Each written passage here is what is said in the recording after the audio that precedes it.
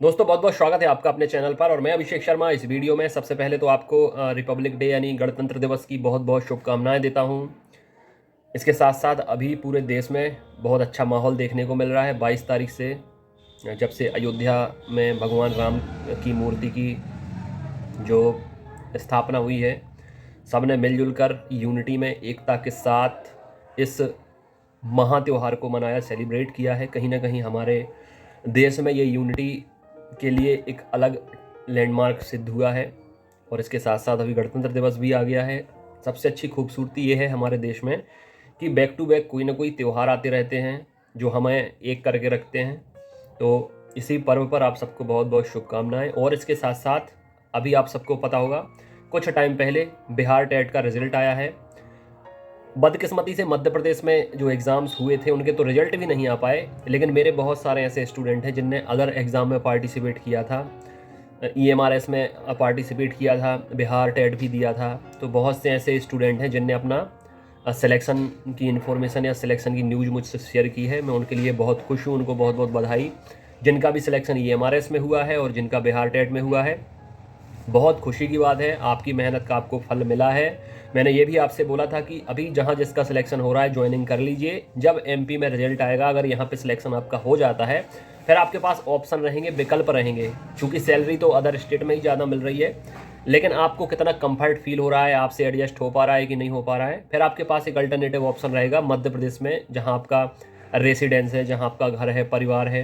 तो यहाँ भी आपके पास नौकरी का विकल्प रहेगा। लेकिन अभी यहाँ रिजल्ट आते हुए दिख नहीं रहे हैं, क्योंकि OBC आरक्षण की वजह से रिजल्ट हर बार डिले हो जा रहे हैं। बहुत सारे रिजल्ट अटके हुए हैं। अभी फरवरी में OBC आरक्षण की सुनवाई होनी है, तो उम्मीद है कि शायद रिजल्ट फरवरी के महीने में जारी हो जाएं। और इसके साथ साथ अभी बहुत सारी वैकेंसीज़ भी अटकी हुई हैं। तो उन्हें लग रहा है कि हम फॉर्म भरा के क्या करेंगे, नोटिफिकेशन दे के क्या करेंगे। अगर आगे चीज़ें अटक जाती हैं तो पहले हरी झंडी मिलनी चाहिए कोर्ट से, उसके बाद सारी चीज़ें हम सुचारू रूप से संचालित कर सकते हैं। लेकिन आपकी तैयारी बंद नहीं होनी चाहिए, नियमित आपकी तैयारी चलते रहना चाहिए। क्योंकि जितने भी सिलेक्शन हो रहे हैं, ऐसे नहीं हो रहे हैं कि अचानक से किसी ने एक दिन पढ़ लिया, 7 दिन नहीं पढ़ा, फिर एक दिन पढ़ लिया, फिर 6-7 दिन नहीं पढ़ा।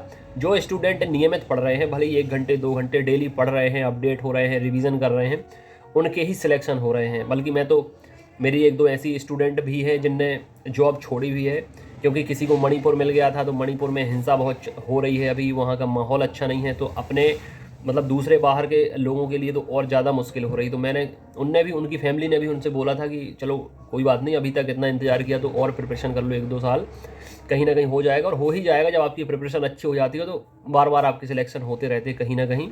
तो उनने वो जॉब छोड़ दी। हालांकि बहुत सारे रिश्तेदार हों, फैमिली मेम्बर हों, सोसाइटी के लोग हों, वो टॉर्चर देते हैं, ताने देते हैं कि आजकल जॉब नहीं मिलती है, जॉब मिल गई है तो छोड़ क्यों दी है, ऐसा वैसा। लेकिन जिसके जिसके ऊपर बीतती है, जो जैसे माहौल में रहेगा, आए दिन वहाँ गोलियाँ चल रही हैं, लड़ाई झगड़े हो रहे हैं 2 ग्रुप्स के बीच में, और इसमें कोई लेवल, कोई स्तर भी नहीं है, मार भी डालते हैं लोगों को। और मुझे ये भी बताया था उनने कि जो स्टाफ रहता है या वहाँ के जो लोग हैं, वहाँ मतलब हर कोई ऐसे मतलब शक भरी निगाहों से देखते हैं कि पता नहीं क्या कर देने वाले हैं, क्या कर देंगे। तो ऐसे दहशत में ना जॉब हो सकती है, ना रहा जा सकता है 24 घंटे, और फिर वहीं आपको ऑल टाइम जॉब करना हो। तो सही है, जान है तो जहान है, जान है तो लाखों संभावनाएं हैं, जान ही नहीं है तो क्या होगा। इसलिए टाइम दीजिए। मैं हमेशा आपसे कहता हूँ, बहुत सारे लोग कहते हैं सर कोई भी जॉब मिल जाए, कहीं भी मिल जाए। तो देखिए, कोई भी जॉब, कहीं भी जॉब तो थोड़े टाइम की बात होती है, मिल भी जाएगी। लेकिन फिर आप ये सोचिए कि उस जॉब को फिर आप क्या ज़िंदगी भर कर लेंगे, जो आपके लिए कंफर्टेबल ना हो, जो आपकी सिचुएशन के अकॉर्डिंग ना हो, जिस हर दिन आपको जाने में कष्ट महसूस हो। सालों में जॉब आप कैसे कर पाएंगे। इसलिए मैं हमेशा आपसे कहता हूँ, थोड़ी सा टाइम भले ही लग जाए, लेकिन जॉब वही टारगेट करना जो आपके दिल के सबसे ज़्यादा करीब हो, जो आपकी दिली ख्वाहिश हो, जो जॉब आप दिल से करना चाहते हो। क्योंकि अगर आनंद से अपना काम करेंगे, अपनी जॉब करेंगे, अपनी खुशी के साथ करेंगे, तो समय कब गुजर जाएगा पता नहीं चलेगा। लेकिन अगर कुछ दिन के बाद आपकी जॉब आपको मजबूरी लगने लग जाएगी, तो फिर बहुत आपके लिए मुश्किल हो जाएगा। परिवार को भी संभालना, अपने आप को भी टाइम देना, जॉब भी करना, इरिटेशन होगा, फ्रस्ट्रेशन होगा। देख रहे हैं आप, मतलब IAS IPS ऑफिसर भी नौकरी के दबाव में सुसाइड कर रहे हैं। सोचिए आप लोग, इतनी बड़ी पोस्ट कितनी मुश्किल से लोगों को मिलती है, उसके बाद भी इतना प्रेशर, इतना दबाव रहे, वहाँ का माहौल, नेताओं का प्रेशर। मतलब कहते हैं ना, दूर के ढोल सुहावने होते हैं। तो ये सारी IAS IPS की जॉब्स देखने में अच्छी लगती हैं। UPSC मुश्किल से क्रैक करके लोग वहाँ तक पहुँचते हैं।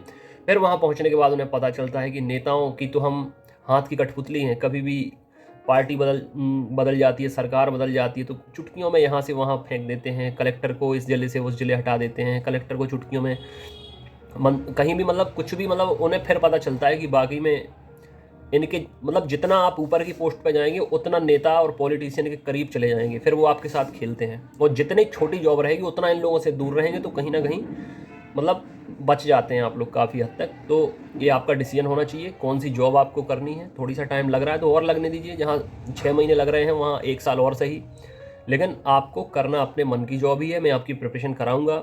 अभी तक इतने बहुत सारे सिलेक्शन भी हुए हैं तो वो लोग बहुत अच्छे से जॉब कर रहे हैं, मुझे अपने स्कूल की पिक्चर भेजते रहते हैं। जितने लोग का अदर एग्ज़ाम में सिलेक्शन हुआ है वो लोग बोलते रहते हैं कि सर अच्छा लग रहा है, बहुत हैप्पी हैं, स्कूल की फ़ोटो भेजते हैं, टास्क कराते हैं, मतलब एक्स्ट्रा करिकुलर एक्टिविटीज़ भी कराते रहते हैं। तो अच्छा मतलब नयापन भी आता है स्कूल में, जो पुराना रवैया है, नई शिक्षा नीति भी आई है तो अब योगा भी है, गेम्स भी, स्पोर्ट्स भी और प्रेयर भी, मतलब काफ़ी कुछ नई चीज़ें अब स्कूल में हो रही हैं और नए टीचर पहुंच रहे हैं तो कुछ नयापन भी देखने को मिल रहा है। तो ऐसे में आपकी भी जो क्रिएटिव चीज़ें हैं, जो आपने सोच रखी हैं अपने लिए, अपने इंटरेस्ट या पैशन के अकॉर्डिंग, वो भी आपको इनपुट देना है जिस जॉब को आप करना चाहते हैं उसमें। नई चीज़ें आपको रखना है, नहीं तो बोरियत हो जाएगी, बोरिंग हो जाएगी लाइफ। आप मतलब टीचर्स को बहुत सारे लोग बोरिंग बोलते हैं, मतलब जो सरकारी स्कूलों के जो टीचर्स होते हैं बहुत से बोरिंग होते हैं, क्योंकि कुछ एक्स्ट्रा एक्टिविटी नहीं करते हैं, वही रोज़ का आना रोज़ का जाना, पढ़ाया वही जो लिखा लिखाया रहता है, ये सारी चीज़ें।